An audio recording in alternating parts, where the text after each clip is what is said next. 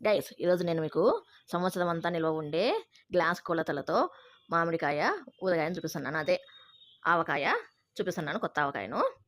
దీనికి మనము ముందుగా ఊరగాయ చేసుకునే మామిడికాయలని ఇట్లా పెద్దవి మామిడికాయలను తీసుకొని ఇలా బాగా కడుక్కొని సన్నగా కట్ చేసుకొని పక్కన పెట్టేసుకోవాలి. వీటిని ఇప్పుడు మనము ఒక బేసిన్లోకి కొలుచుకొని వేసేసుకోవాలి. నాకు మొత్తము 7 గ్లాసులు వచ్చినాయి. గ్లాసుకి తలకొట్టుగా 7 గ్లాసులు వచ్చాయి. అంటే ఎత్తుగా లేకుండా నార్మల్ హైట్కి. మామూలుగా అయితే మీకు అర్థమయ్యేట్లుగా చెప్పాలంటే 6 గ్లాసులకి 1 గ్లాసు కొలత చొప్పున 6:1 రేషియోలో వేసేసుకోవాలి అన్ని రకాలు. ఇప్పుడు మనము బ్రాండెడ్ది రెడ్ చిల్లీ పౌడర్ వేసేసుకుంటున్నాము. 1 గ్లాసు ఎత్తుగా వేసుకుంటున్నాం. ఇప్పుడు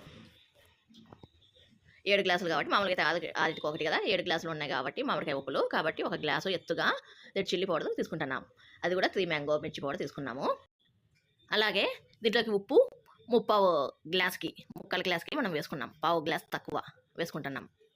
ఎందుకంటే ఊరగాయలలో ఎక్కువ వేసుకుంటే మనకు ఉప్పగా అయ్యే అవకాశం ఉంటుంది. అలాగే ఒక పావు గ్లాసు ఆవపిండి, ఆవాలను మెత్తగా మిక్సీకి వేసుకొని ఆవపిండి, అలాగే 1 టేబుల్ స్పూను పసుపు, అలాగే 1 గ్లాసు నేనైతే వేరుశనగపప్పు ఆయిల్ వేసుకుంటున్నాను.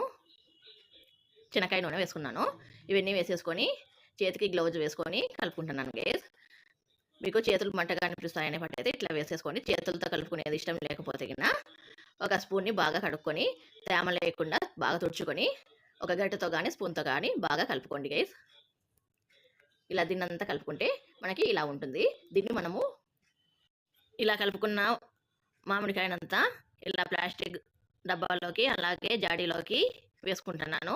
మీరు ఎట్టి పరిస్థితుల్లోనూ స్టీల్ది మాత్రం వాడద్దు. ఇలా జాడీ కానీ గ్లాస్ జార్ అయినా పర్లేదు, ప్లాస్టిక్దైనా పర్లేదు.